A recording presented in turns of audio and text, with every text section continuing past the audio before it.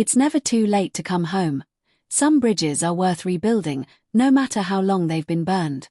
In a small house in Austin, Texas, 72-year-old Gloria Martinez sat at her kitchen table on Thanksgiving morning 2023, staring at an empty chair. She'd set the table for one, as she had for the past 15 Thanksgivings. But this year, for the first time in a decade and a half, she'd pulled out an extra chair and placed it at the table. Not because anyone was coming, but because she was finally ready to admit how much she wanted them to. That empty chair represented her 3 children, Michael, 48, who lived 2 hours away in Houston but might as well have been on another planet. Linda, 45, somewhere in California, who hadn't spoken to Gloria in 12 years. And Marcus, 42, the baby of the family, who'd cut all contact 17 years ago and whose whereabouts Gloria didn't even know. 3 children. All alive, as far as she knew. All strangers. How does a family fall apart so completely? How do people who once loved each other so deeply become people who can't even be in the same room? And more importantly, after 15 years of silence, pain, and pride, is it possible to find your way back to each other? This is the story of the Martinez family. It's about the things we say that we can't take back, the wounds we inflict that seem too deep to heal, and the courage it takes to reach across years of silence and say, "I'm sorry. Can we try again?" It's a story about the empty chairs at our tables and the people who should be sitting in them. And it's a story for every older American who's lost connection with their children, their siblings, their family, and wonders if it's too late to rebuild what was broken. Because sometimes, the longest journey is the one that brings us home. To understand how the Martinez family shattered, you need to understand what they once were. Gloria Martinez married Roberto Martinez in 1972. She was 21, he was 23. Roberto was a mechanic who'd immigrated from Mexico as a teenager. Gloria was second-generation Mexican-American, born and raised in San Antonio. Together, they built a life, not a wealthy one, but a good one. Roberto worked long hours at his auto shop. Gloria worked as a seamstress, taking in alterations and custom work from home so she could be there when the kids got home from school. Money was always tight, but there was love. So much love. Michael was born in 1975, serious and studious even as a child. Linda arrived in 1978, creative and free-spirited. Marcus came in 1981, the surprise baby, charming and adventurous. The house on Maple Street was small but filled with laughter, music, and the smell of Gloria's cooking. Roberto was strict but loving. He had high expectations. He'd worked so hard to give his children opportunities he'd never had, and he wanted them to make the most of it. Education was everything. Respect was non-negotiable. Family was sacred. "Family is all we have," Roberto would say. "We take care of each other. Always." The kids grew up close. Michael, the oldest, was protective of his younger siblings. Linda was the peacemaker, always trying to smooth over conflicts. Marcus was the entertainer, making everyone laugh even during hard times. They weren't perfect. What family is? There were arguments, teenage rebellions, slammed doors, and raised voices. But at the end of the day, they were together. They were family. The trouble started with Marcus. He was different from his older siblings. While Michael excelled academically and Linda had a steady, predictable path, Marcus was restless. He struggled in school, not because he wasn't smart, but because traditional education felt like a cage to him. Roberto didn't understand. "You need to focus," he'd tell Marcus. "Education is how you succeed in this country. Look at your brother, he's going to college. Why can't you be more like him?" Every comparison to Michael felt like a knife to Marcus. He wasn't Michael. He'd never be Michael. And the more his father pushed, the more Marcus pulled away. At 17, Marcus announced he wasn't going to college. He wanted to be a musician. He'd been playing guitar since he was 12, writing songs, performing at local venues. Music was his passion, his calling. Roberto was devastated. Music. You can't make a living with music. You need a real career, a stable job. I didn't work this hard for you to throw your life away. It's my life. Marcus shouted back. Not yours. I'm not going to spend 40 years doing something I hate just because you think it's respectable. The fight was epic. Things were said that couldn't be unsaid. Roberto, in anger and fear for his son's future, said words he would regret for the rest of his life. If you walk out that door to chase this stupid dream, you're not my son anymore. Marcus, young and proud and hurt, responded, "Fine. I don't want to be your son anyway." He left that night. He was 18 years old. Gloria begged Roberto to call him back, to apologize, to fix it. Roberto, stubborn and convinced he was right, refused. "He'll come back when he realizes I'm right. He'll come back when he grows up." But Marcus didn't come back. While the drama with Marcus unfolded, Michael was building his own resentments quietly, internally. Michael had done everything right. He got good grades, went to college, got a degree in business, landed a good job. He got married young to his college girlfriend, Karen. He was the responsible one, the successful one, the one who made his parents proud. But Michael was exhausted. He'd spent his whole life being the good son, meeting expectations, never causing trouble. And he was tired of it. Tired of being held up as the example. Tired of family gatherings where his father bragged about him while barely acknowledging Linda's art career or asking about Marcus at all. Michael resented being the golden child. It was a burden, not a blessing. When Marcus left, Gloria and Roberto leaned on Michael even harder. "At least we have you," Roberto would say. "At least one of our children turned out right." It made Michael's skin crawl. He loved his younger brother. Marcus's absence left a hole in their family that everyone pretended wasn't there. And the fact that his parents blamed Marcus entirely, never acknowledging Roberto's role in driving him away, made Michael angry. But Michael didn't express anger. He swallowed it. He visited his parents dutifully. He called every week. He showed up for holidays. And he quietly built a wall around his heart. His marriage suffered. Karen saw the toll it took on him, the weight of being the responsible one, the mediator, the fixer. "You need to set boundaries with your family," she'd tell him. "You're killing yourself trying to keep everyone happy." But Michael didn't know how to set boundaries. His identity was wrapped up in being the good son. Linda was caught in the middle. She was close with both her brothers and devastated when Marcus left. She tried to maintain contact with him despite their father's disapproval, sneaking phone calls, meeting him for coffee when she could. Linda had become an art teacher, a career that made her happy even if it didn't make much money. She married Tom, a kind man who worked in construction. They had 2 kids, Emma and Jake. But Linda's role as family peacemaker was exhausting. She was constantly trying to bridge the gap between Marcus and their parents, between Michael's silent resentment and their parents' expectations, between what everyone wanted and what was actually possible. Gloria would call Linda crying, "Talk to your brother. Make him come home. Tell him we miss him."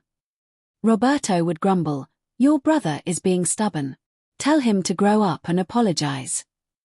Marcus would vent, "They'll never accept me. Dad will never see me as anything but a disappointment." Michael would unload, "I'm tired of being the responsible one while Marcus gets to run off and do whatever he wants." Linda tried to fix it all. She tried to translate between family members who wouldn't talk to each other. She tried to heal wounds she hadn't caused. She organized family gatherings and begged Marcus to come. She defended Marcus to her parents and defended her parents to Marcus.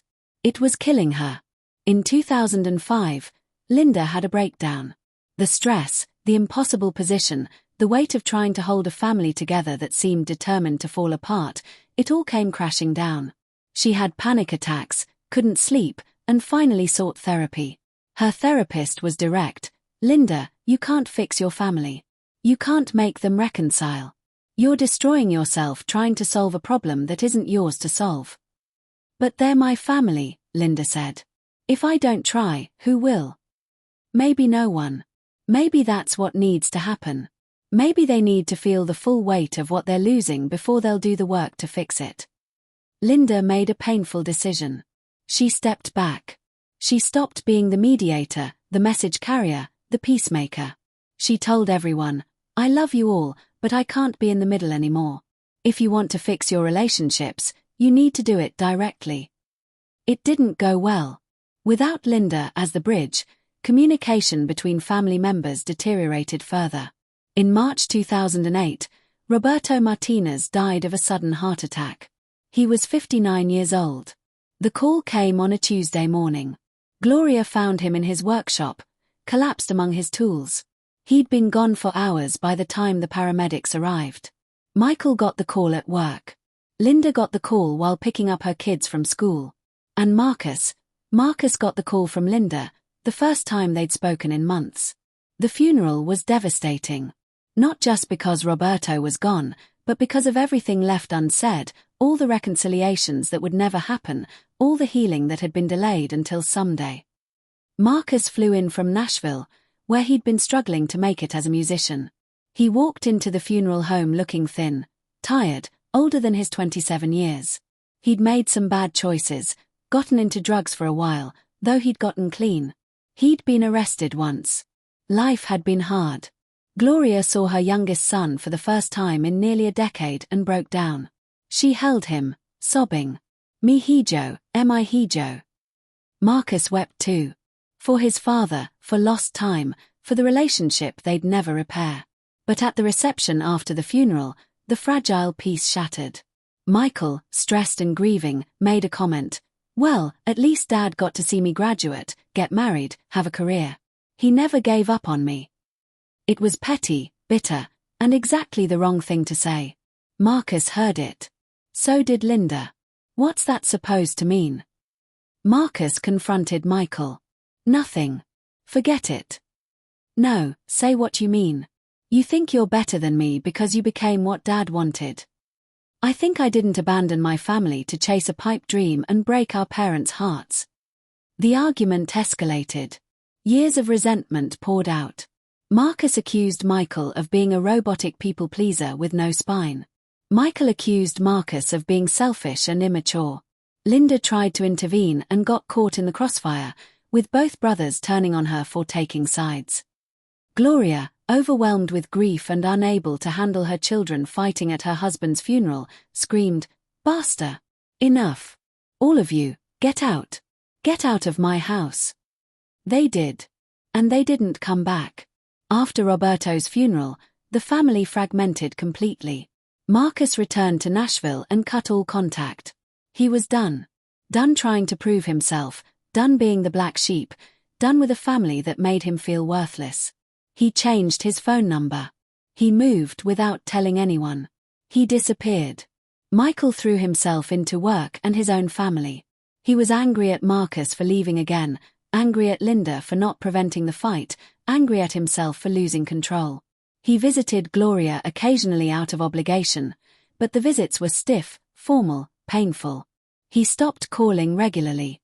His visits became less frequent. Eventually, they mostly communicated through birthday cards and obligatory Christmas calls. Linda tried for a while to maintain relationships with everyone, but it was too painful. Her mother was bitter and depressed. Michael was distant and cold. Marcus was gone. Every interaction reminded her of what they'd lost. And she was tired. So tired. In 2011, after a particularly difficult visit where Gloria spent 2 hours complaining about her children abandoning her while simultaneously refusing to acknowledge any family dysfunction, Linda made a decision. She wrote her mother a letter. "Mom, I love you. But I can't keep doing this. Our family is toxic. We hurt each other. I need distance to heal and protect my own children from this dysfunction. I hope someday we can have a healthier relationship. But right now, I need space." Gloria was devastated. Furious. She felt abandoned by all 3 of her children. She called Michael, raging, "Your sister has disowned me. After everything I've done for you ungrateful children." Michael, already stretched thin, reached his breaking point. "Mom, maybe if you spent less time blaming everyone else and more time looking at your own role in this mess, your children wouldn't all be running away from you." It was harsh. True, maybe, but harsh. Gloria hung up on him. They didn't speak for months. When they finally reconciled slightly, it was surface level only. Michael visited twice a year, stayed for an hour, made small talk, and left. There was no real relationship anymore. By 2013, Gloria Martinez was essentially alone. 3 living children, none of whom she had a real relationship with. She was 62 years old and felt like her life was over. The house on Maple Street, once filled with laughter and love, was silent except for the TV and Gloria's prayers. She set the table for one every holiday. She went to church alone. She watched her neighbors' families grow and gather while hers remained shattered. And every day, she wondered, how did this happen? How did we lose each other so completely? The years after the final break were the hardest of Gloria's life. Harder, even, than Roberto's death. At least when he died, she'd had her children, however dysfunctional. Now she had nothing but silence and regret. She stayed in the house on Maple Street, surrounded by memories. She couldn't bring herself to pack up the kids' old rooms. Michael's old baseball trophies still sat on his dresser. Linda's art projects from high school still hung on the walls. Marcus's guitar picks were still scattered in a drawer. Gloria's friends at church tried to include her, invite her to gatherings, set her up with activities. But she felt like a failure. How could she face other people when her own children wouldn't even visit her? She became depressed. Not clinical depression at first, just a deep sadness that colored everything gray. She stopped cooking the big meals she used to love. She stopped sewing. She let the house become cluttered. Some days, she barely got out of bed. Her sister Maria would call from California. Gloria, you need to forgive them. Or let them forgive you. Whatever needs to happen. This anger is eating you alive. I have nothing to forgive them for, Gloria would insist. They abandoned me. Did they? Or did everyone push each other away? Gloria, you've always been stubborn. Just like Roberto was stubborn. Maybe that's part of the problem. But Gloria couldn't hear it. Admitting fault felt like betraying Roberto's memory. He'd been the head of the family, the one who set the standards. If she admitted he'd been wrong about Marcus, wrong about how he handled things, what did that say about their life together? So she stayed stuck. Bitter, lonely, and convinced she was the victim. Years passed. Her health declined, high blood pressure, diabetes, arthritis. She stopped going to the doctor regularly because what was the point? Without family, without her children, what did she have to live for? By 2020, at 69 years old, Gloria had become a shell of the vibrant woman she'd once been. Michael, the dutiful but distant son. Michael's life looked perfect from the outside. He'd climbed the corporate ladder, becoming a regional manager for a retail company. He and Karen had 2 children, Sarah and David Jr. They lived in a nice house in Houston suburbs. They went on vacations, attended PTA meetings, hosted neighborhood barbecues. But Michael was hollow inside. His marriage was struggling. Karen could see it, feel it. You're not present, she'd tell him. You're physically here but emotionally somewhere else. Michael didn't know how to explain the weight he carried. The guilt about his family. The resentment he'd never processed. The anger at his father that he'd never expressed. The grief about his siblings that he'd buried. He thought about Marcus often. Where was he? Was he okay? Was he even alive? Michael had tried to find him over the years, social media searches, hiring a private investigator once, but Marcus had vanished thoroughly. He thought about Linda too. He knew where she was, still in California with Tom and the kids. He'd occasionally see photos she posted online of her family, her art students, her life. A life she'd built without him. Without any of them. It hurt. But pride kept him from reaching out. His relationship with Gloria was complicated. He visited her twice a year, her birthday and Christmas. The visits were painful. Gloria would cry, guilt-trip him about not visiting more, complain about being alone, and refuse to discuss the actual problems in their family. Why don't you call your sister? Michael asked once. She's the one who left. She should call me. Mom, you're both stubborn. Someone has to go first. It won't be me. I did nothing wrong. And there it was. The wall that kept everyone apart. No one would admit fault. No one would extend the olive branch first. Everyone was waiting for someone else to fix it. Michael would leave these visits feeling drained and frustrated. Karen would ask how it went, and he'd just shake his head. In 2019, Michael's daughter Sarah, then 16, asked him, "Dad, why don't we see Grandma more? And you never talk about your brother and sister. Do I even have an aunt and uncle?" Michael didn't know how to explain it to her. How do you tell your child that your family fell apart because everyone was too proud and hurt to forgive each other? It's complicated, honey. That's what you always say. But families are supposed to be there for each other, right? That's what you always tell me and David. Her words haunted him. He was raising his kids with values about family that he himself wasn't living. What kind of example was that? But knowing he needed to change and actually changing were different things. The years of resentment, the deep wounds, the patterns of avoidance, they were so entrenched. Michael didn't know where to even begin. Linda had built a good life in Sacramento, California. She and Tom had been married for 20 years. Their kids, Emma and Jake, were now in their late teens and early 20s. Linda taught art at a local high school and loved her work. But she carried deep sadness about her family. She'd created distance to protect herself, and it had worked. She was healthier, happier, more balanced. Her marriage was strong. Her kids were thriving. But she missed them. She missed her mother, despite everything. She missed the brother she'd once been close with. She missed Marcus terribly, the funny, charming little brother who used to make her laugh until she cried. She'd tried therapy over the years to process the family dysfunction. Her therapist helped her understand that setting boundaries had been necessary and healthy. But the therapist also helped her see that she still carried guilt about it. "I abandoned them," Linda would say. "You protected yourself and your family from a toxic situation. That's not abandonment." "But they needed me. Mom needed me." "They needed you to fix them. That's not the same as actually needing you. Linda, you spent years trying to be the bridge, the translator, the peacemaker. It nearly destroyed you.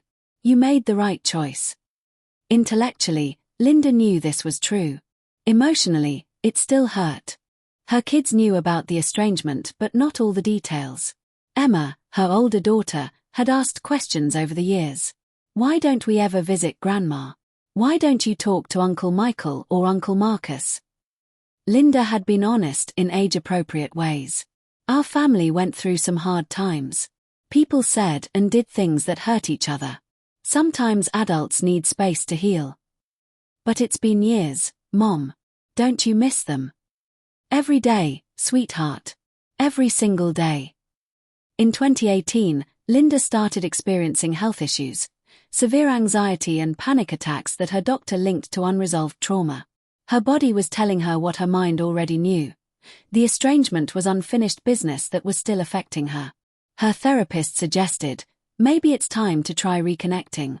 Not to fix everyone or make everything perfect. But for your own closure. Write a letter.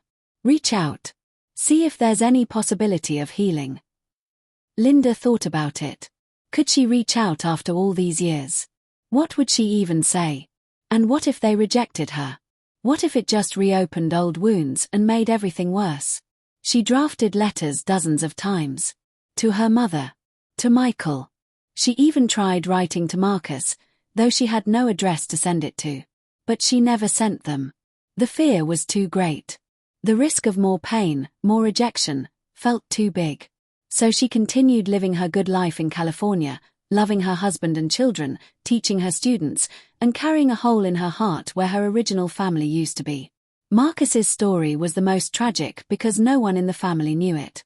He'd vanished so completely that they had no idea what his life had become. After his father's funeral and the final blow-up with his family, Marcus had spiraled. The grief, the rejection, the sense of being unwanted by the people who were supposed to love him unconditionally, it broke something in him. He'd been clean from drugs for 2 years at that point, but he relapsed hard. Heroin, at first, then whatever he could get.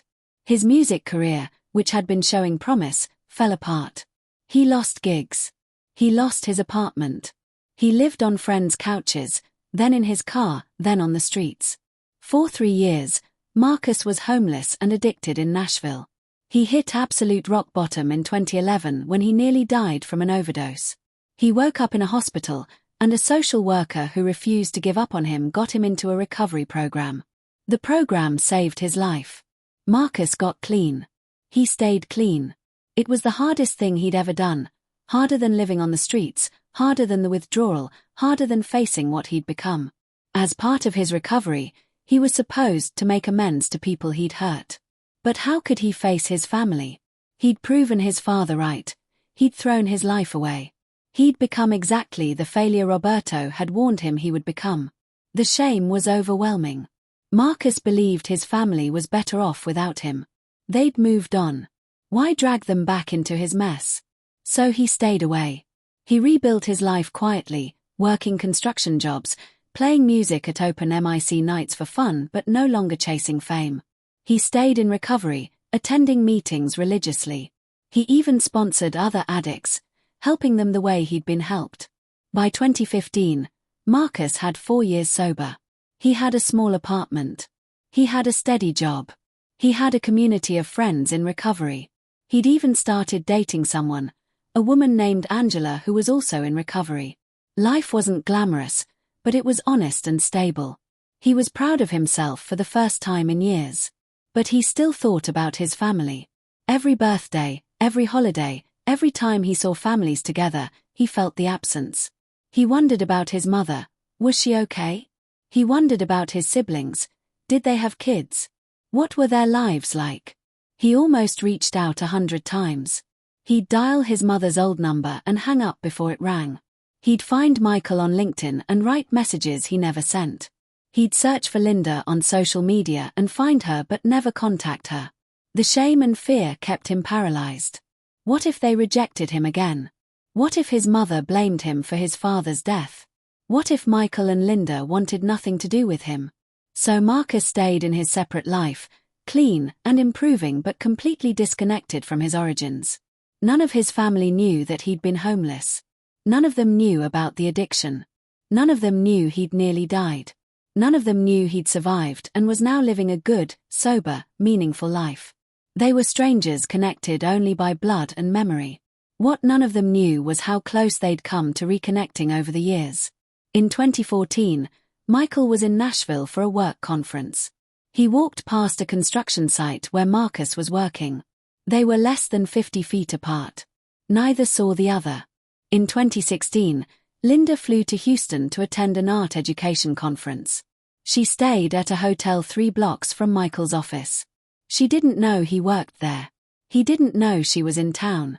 In 2019, Gloria's sister Maria came to visit and suggested they take a trip together. "Let's go to California," Maria said. "I'll pay for everything. You need to get out of this house." They went to Sacramento. They were in the same city as Linda for 4 days. Gloria never knew. Linda never knew. In 2020, Marcus's sponsor suggested he needed to make real amends to his family. Marcus finally worked up the courage to drive to Austin. He sat in his car outside his childhood home for 2 hours, watching the house, trying to gather the courage to knock on the door. But fear won. He drove away. He never knew that Gloria had been inside, alone, crying and wishing her children would come home. So many missed connections. So many moments when fate brought them close, but fear, shame, and pride kept them apart. In August 2023, Gloria collapsed in her kitchen. A neighbor found her 6 hours later when she didn't answer her door for their regular morning coffee. Stroke. A significant one that left her partially paralyzed on her left side and with slurred speech. The hospital contacted Michael as her emergency contact. He got the call at work, his blood running cold. "Your mother is in ICU. You should come." Michael dropped everything and drove to Austin. When he walked into her hospital room and saw his mother, small, frail, half of her face drooping, unable to speak clearly, something inside him broke. "Mom," he whispered, taking her hand. "I'm here. I'm so sorry. I'm here." Gloria tried to speak but couldn't form the words. Tears ran down her face. The doctor pulled Michael aside. "She'll survive, but she'll need extensive care. Physical therapy, speech therapy. She can't live alone anymore." Do you have other family who can help? Michael thought of Linda in California, unreachable. Marcus, vanished. I'll figure it out, he said. That night, sitting in the hospital cafeteria at 2 a.m., Michael made a decision. He called Linda. It had been 12 years since they'd spoken. He didn't even know if she still had the same number. But he dialed it. It rang 4 times. Then, hello. Linda. It's Michael. Silence. Then, Michael. Mom had a stroke. She's in the hospital. She almost died. He heard Linda's sharp intake of breath. Is she okay? She'll survive. But she needs help. She needs family. I know it's been a long time. I know things are complicated. But she needs us. And maybe we need each other too. More silence. Then Linda said, her voice thick with tears, I'll get on a plane tomorrow.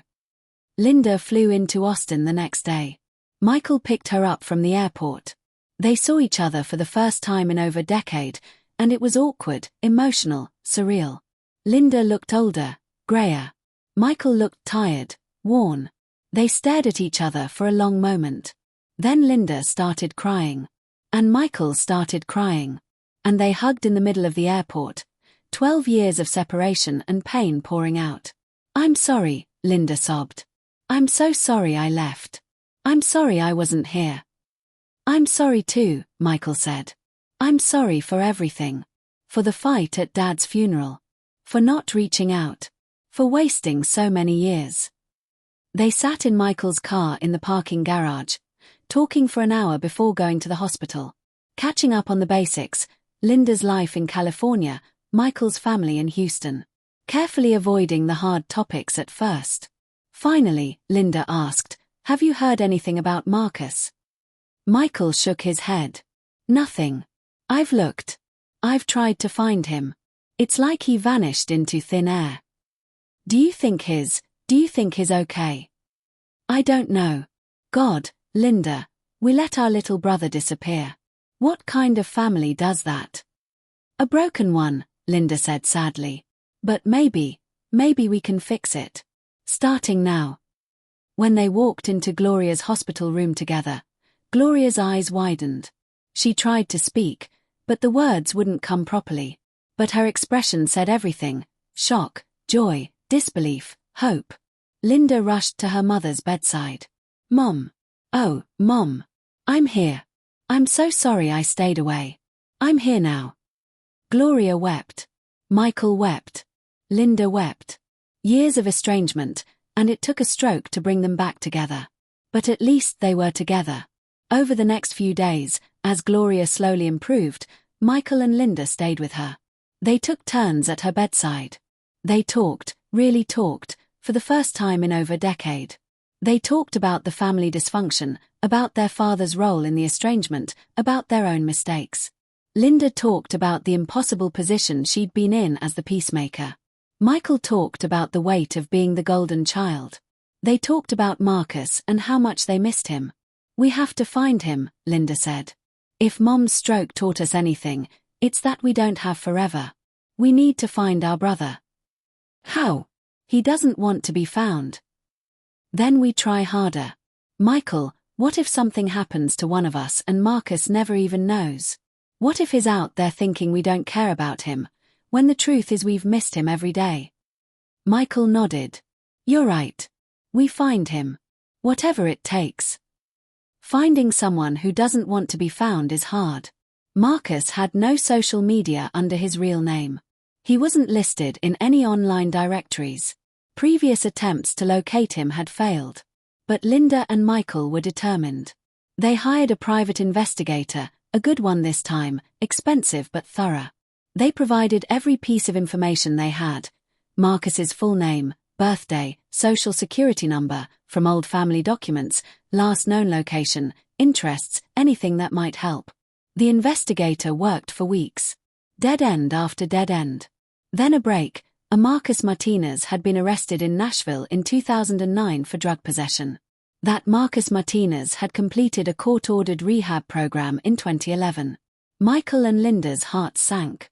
Marcus had been an addict. Arrested. How bad had things gotten for him? The investigator kept digging. Marcus had completed the rehab program successfully. He'd had a few odd jobs in the following years. Then, in 2015, a Marcus Martinez matching their brother's description had applied for a contractor's license in Tennessee. The investigator found employment records. Marcus was working for a construction company in Nashville. He had a current address. "We found him," the investigator told them in October 2023. "Your brother is alive, sober, employed, and living in Nashville." Michael and Linda sat in stunned silence. After all these years, they'd found him. Now what? Linda asked. "Do we just show up? Call him? What if he doesn't want to see us?" "We risk it," Michael said. "We've already lost too many years. We can't waste any more." They decided to go together. They flew to Nashville, rented a car, and drove to the address the investigator had found. It was a small apartment building in a working-class neighborhood. They sat in the car, both terrified. What if he slams the door in our faces? Linda worried. Then at least we tried. At least he'll know we care enough to find him. They walked up to apartment 3B. Michael knocked. They heard footsteps inside. The door opened. And there was Marcus. He was 42 years old now, no longer the 27-year-old they'd last seen at their father's funeral. He had grey in his beard, lines around his eyes, tattoos on his arms. He looked tired but healthy. Sober. Marcus stared at them, his face going through a cascade of emotions. Shock, fear, anger, confusion, hope. Michael. Linda. "Hey, little brother," Michael said, his voice shaking. Marcus's eyes filled with tears. Why are you, what are you doing here?" "Looking for you," Linda said. "We should have done it 15 years ago. We're sorry it took so long."